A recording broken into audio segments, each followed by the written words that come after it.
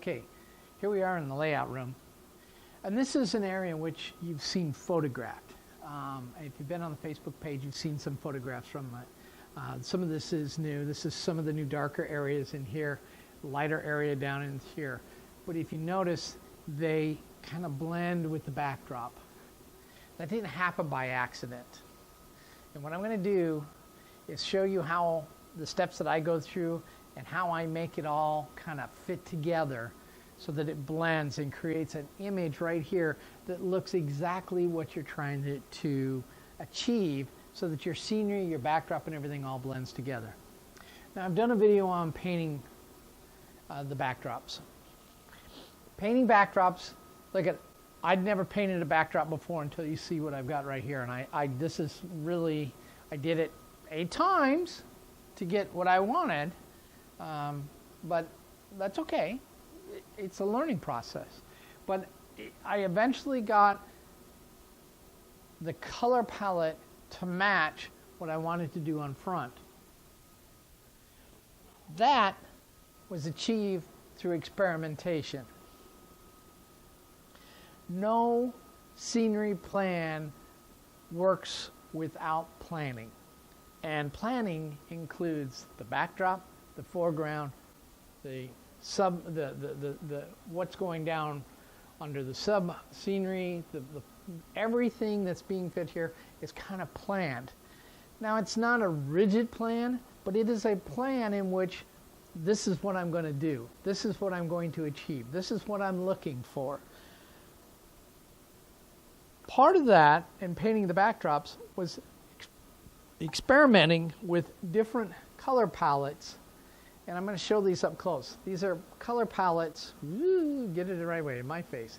These are the color palettes where I tried different sceneries and or different static grasses and things like that, and different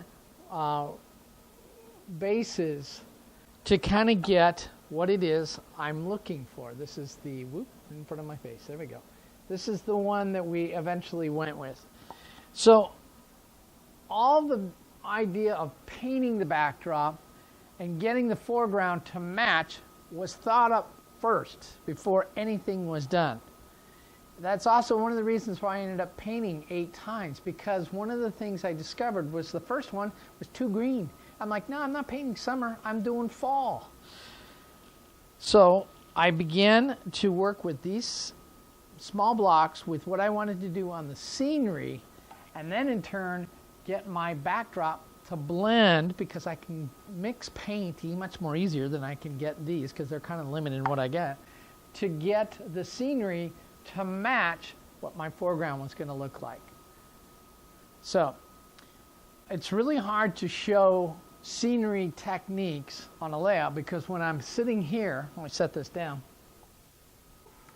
When I'm sitting here, the camera's over there, I'm on top of this and you can't see it. So you can see my table is set up and I have 2 pieces of OSB that I'm going to set up and work with to create scenes so that you can see how I did it. Again, I'm modeling prairie, I'm modeling Colorado, the Front Range. So prairie grass is a large portion of what I'm going to be doing. I have trees, I have a river here, and different things like that. And I'm going to show you how I'm going about it. Also, just so you know, right up front, I'm going to do a river on one of those blocks. And the reason why I'm doing it is because I want to build a river here. I have another one right here. This is the Little Thompson River. This is the Big Thompson River. They're very close to one another in reality, and by compression, that's what I've got right here. But I've modeled rivers before, but I've never modeled a river like the Little Thompson River, which is, it's not really a dry riverbed. It's a very small one that fills up really full during the spring. As a matter of fact, it's flooded several times. And matter of fact, this bridge was wiped out, and the new one that's in there right now is replaced from the flooding that occurred in 2010 or 12 or 11, somewhere in there. They just had a flood there recently. Ken Glover can correct me on exactly the date, because he's living in that area and he saw the effects of that. but it took out this particular bridge that I have modeled right here. So what I want to do is I want to practice on those blocks before I even lay it down on the layout. So I'm going to show you how I practice ahead of time and get exactly what I want. It also is going to give you an idea of how I go about making scenery and how I make the decisions of what we've got here. I'm going to talk about some of the different scenery products I use and all the different techniques that I've learned and who I follow and who I get tips from as well. So in any case, let's move the camera, get set up on front of the table, and we'll go into that process from there. So stay tuned. Okay, so here we are sitting at this work table here, and these are my 2 wood blocks that I'm going to work with. Now these are OSB, which is going to lead me to the very first step of talking about scenery.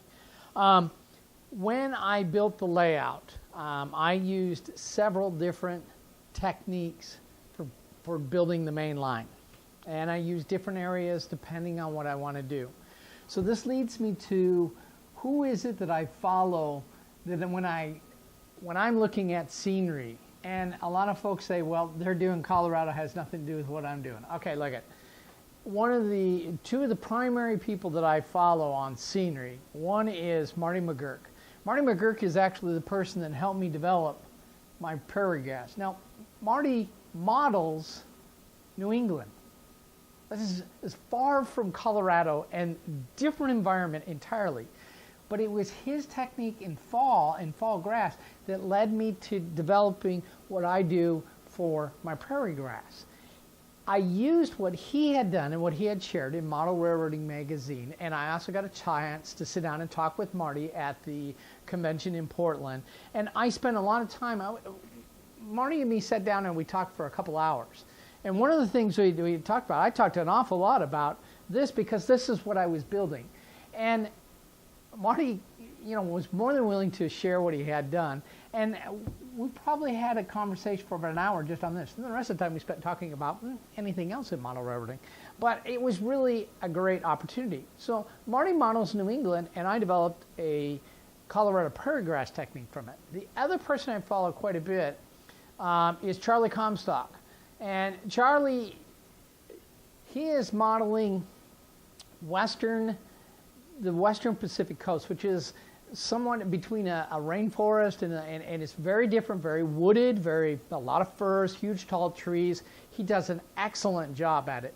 And his topographical forming of the roads and the tracks and everything really blend itself very well to wherever you model. And so Charlie is another one, and I oftentimes refer back to different articles, and that's an important thing that I want to really point out.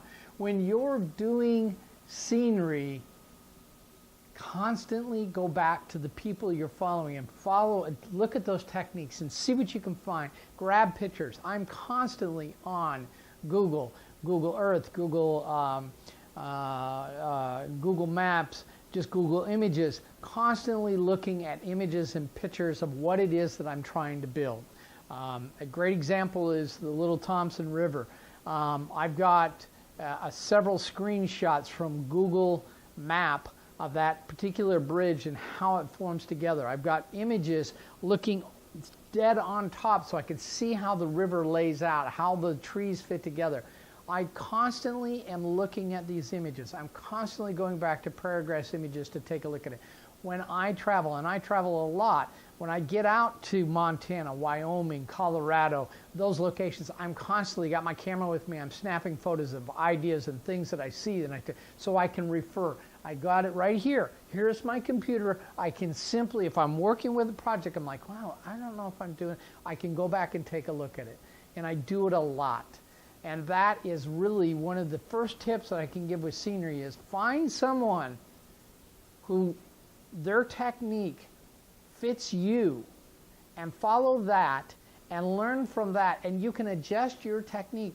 These are colors, that's all they are. How am I doing it is adjusting colors. And is it thinner? Is it thicker? Marty is modeling New England. The grass is much tighter, much closer together. There's not this open brown grass areas. But I used his technique to develop this so that I could in turn create the image that I want. So that's tip number 1. Tip number 2, I don't care what kind of railroad you built. If you did cookie cutter, if you did open grid, if you did a flat top, I have some opinions about that. I have flat tops in mine, please. It's not a bad opinion. But there's different things that you're going to want to do. And that's one thing I picked up from Charlie. So I use open grid, and I use cookie cutter, and I use flat top. I blend it all together. I've got all different types on my railroad based on what it is that I want it to do. So the route here that's over top of my head, this is the Loveland to Longmont route. It was built on spline using a spline technique that I got from Joe Fugate, another person I love to follow. I love his zip texture. If you get a chance to go into his Model Railroad Hobbyist, Zip Texture by Joe Fugate. Great, great, great article on how to blend and mix paints and plasters together to get great zip texture. And I use zip texture. Some of these are using zip texture they're adding then dirt and adding, because dirt is not the same color even in the same area. So it gives me the ability to blend and mix a little bit and use paints and colors and plasters to create the images that I want. So if you're using open grid, and another great article just came out this month in September 2016 on foam. And in Reverse Running, Joe Fugate talks about what happens to foam when it gets a temperature change. This is mostly air, as Joe points out in the article. And I discovered this years ago. I typically, when I go out to buy products for the railroad, I buy more than I need because I hate going back to the store. So I had bought several sheets of pink foam. And some of the pink foam got stored in my garage, which is not heated. My train shop here is totally climate control. Temperature-wise on the top, it's got air conditioning and it's got heating. I have a dehumidifier. So relatively speaking, in this train room, it doesn't deviate much more than 6 degrees one way or the other. So I don't experience the foam changes, but I had bought a couple sheets of pink extruded styrofoam. And they were stored out into the garage for a couple of years. And they were stored from the Colorado and Coyote Creek days. And then when I built the Colorado Front Range, I pulled them out and bought some new pink styrofoam. And I noticed right then and there that, hey, there's a difference in how thick these are. And at first I kind of thought, well, okay, I bought these 2 years ago and these are new ones. Maybe something changed. Well, when I measured them, I noticed that the older stuff was a little thinner. And that was my first clue of shrinkage. Now, I would not use styrofoam for placing track on, but I love styrofoam for doing land formations and different things. But like Ken Patterson showed in his What's Neat This Week on YouTube, there's a lot of times, matter of fact, he did a model of in front of his house with all down there. And over the years, the styrofoam had shrunk and had created cracks in his cliff edge that he had there. And when I saw that, I kind of was like, that's a thing to be thinking. So I don't go straight to styrofoam. My scenery doesn't go straight on this. And I'll show you what I do with it. If you've seen when we put the first heel on there, Sean and me, I love styrofoam for carving land masses. These give me just a basic overview. So what I'm going to do is I'm simply going to glue this on here. This is just to give a little variation on it. I'm not doing anything in particular with this one. I'm just going to glue this on. This is just nothing more than wood glue. Again, this is an experiment. If I was doing this permanently and I wanted this to stay, more permanent, I probably would take and use a foam adhesive that works with this, or I would use one of my favorite adhesives of all time is caulk. Just simple painter's caulk, and I simply just use that. I'm going to set this off to the side here. Now this is going to be my river, so I did kind of plan this out just a bit so that I got some shapes that I wanted to use. And I got to sit down and remember how I did this. Okay, this one goes here and this one goes here. So this is basically my river that I'm forming right here. And I'm just going to glue these down. Again, this is an experiment, so I'm not really concerned if it's, you know, there's a little gap here, a little gap here. Oh, well, we'll work with all this just the way it is. So I'm going to just glue these down. And this is this would be the equivalent of gluing it down on my sub-row bed. Now, plywood versus OSB, or what is going to be your foundation for your scenery. I use OSB for a lot of my cities. I like OSB, it's cheap. Also, it works just fine. It's got the same characteristics of plywood. It's very stable. It doesn't shrink or do different things like that. And if you get the roofing OSB, which is stuff that they use for roofs, it'll take most dampness pretty well. So doing seams like that will work just fine. And so you can use that. I also use Homosode. Mainly, if you've seen my videos on my road beds that I do for my track, I cut my Homosode down to about anywhere between 3/16 to 3/8 thickness, and then I put my cork on top of it, and that creates my profile for my railroad roadway. But Homosode doesn't take water very well. But what I do is I simply paint it. I paint it before I go into the next step. So I paint it all so that it's got paint on top of it, simple latex paint. It soaks it up really fast. You'll be amazed at how much it uses. And I paint it. Now, if you've seen into Loveland here over top of my head, you see that I use blue paint. I buy blue paint, which is the blue paint I use for my scenery. I have blue paint by the 5-gallon containers. I'm not afraid to make a mistake. If I make a mistake on a backdrop, I make a mistake on clouds, grab the blue paint, paint it all over again, do it again.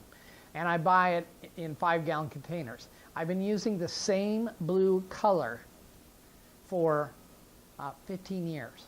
I just take the lid with the mixture on it. I walk into there. I say, I need 5 gallons of this. They mix it up, and away it goes. Now, it's never perfectly exactly correct, but it's close enough that most people can't even notice it. And again, when you're building with the railroad, if it is noticeable enough, I'll paint farther so that it gets to a point where where it's not noticeable. And that's what I do. I typically, another thing that I do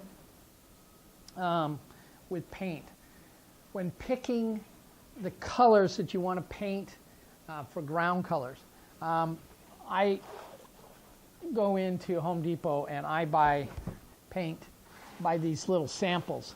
They're about $3. Guys, that's cheap paint. That's cheap paint. You go and buy any of this. And I go through and I buy this paint. And what I do is I sit in front of the color selection and I literally pick out these colors. And believe it or not, all these cards, I have a paint on each one of these. And it actually, like this says front, and this one says the second brown. This is my third brown. This is my fourth blue. And I use these different colors to create the scenes that I want. And there's a lot of straws, a lot of earth tones and all that. And they're here. And I can use them, and I use them to paint literally everything from ground. They might be a little green color, like this is a little green color, and I just use them, and once they're gone, if I've got right on here, right on the lid is the mixture and what it is. I simply go and say, I need another one of these. I'm not afraid to try something different. These are $3.75, I think, here. They might be cheaper elsewhere, but, you know, and this is about, seven and 3/4 ounces of paint. Guys, you can go and to Michael's and all that and buy those 1 ounce paints things. They cost the same price. And these are simple latex paints. Now, they're not great for, these are designed as wall paint. So one of the things that they do is when you paint them, they're very resistant to water, resistant to that scrubbing. Remember, our wives love to clean the walls and make everything nice and neat. Well, that's why these don't really, they're designed to cover over the thing. They don't blend as well as, say, the paints that I'm using for my backdrops, where I'm using a latex paint that is much more designed to blend together and be semi-transparent. These are solid colors, but they work really good for scenery, and I use them a lot, and it's cheap paint, and it gives me a chance to go out there and I have a variety of colors that I can get. I simply sit there and look at what I have taken photographs of pictures and sat there in front of all these cards and looked and went, does this match? Does this match? And that's how I buy my paint. Okay, so that's what we're going to show down eventually down the road. Other products that I use, I'm addicted to Scenery Express. I'm Mike Deverell. I'm addicted to Scenery Express. Hi, Mike. How are you doing? Yeah, and I'm not even starting a 12-step for that. Okay, I'm just happy to be addicted to Scenery Express. The other company I'm really addicted to is Arizona Rock Company.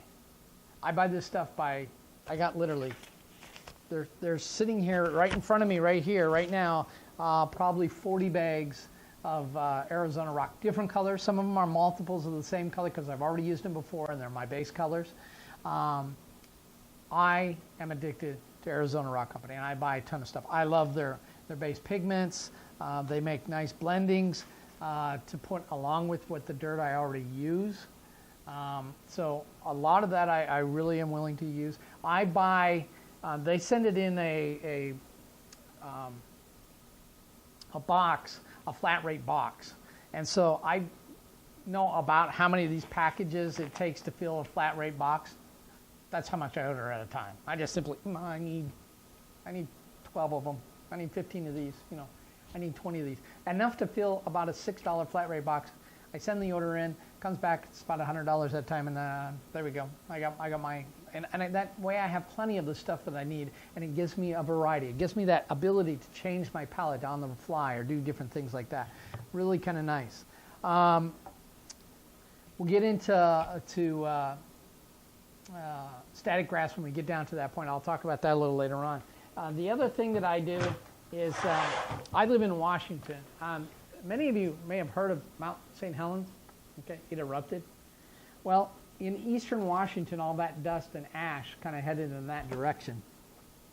And so I have a couple locations in eastern Washington that I go in. This is my 5-gallon bucket of, it's ash and soil mixed together. And I like it because it dries this nice, when the glue's on it, it dries this nice tan color, which is a perfect color for my Colorado prairie. Now, I spent a lot of time looking for this. I actually, and you can see I get a 5-gallon bucket at a time. That's more than enough to do my layout. That one's getting pretty low. I'll have to make a trip out there again. But I use simple dirt. When doing simple dirt, you can use your dirt in your backyard if it works for you. I don't know where you live, so you make a decision on that. And I don't know what color you're trying to achieve. Here in Western Washington, the soil's too dark for me. It's got too much organic material, so when it dries very dark. If I was modeling New England or someplace like that, it might be better for me. Michigan, places like that where it's very dark soil, might work fine for you. But I'm modeling Colorado, which is very tan to almost, it's so light it's not even funny. There are spots when you're looking at it, you take photographs, that looks like it's white.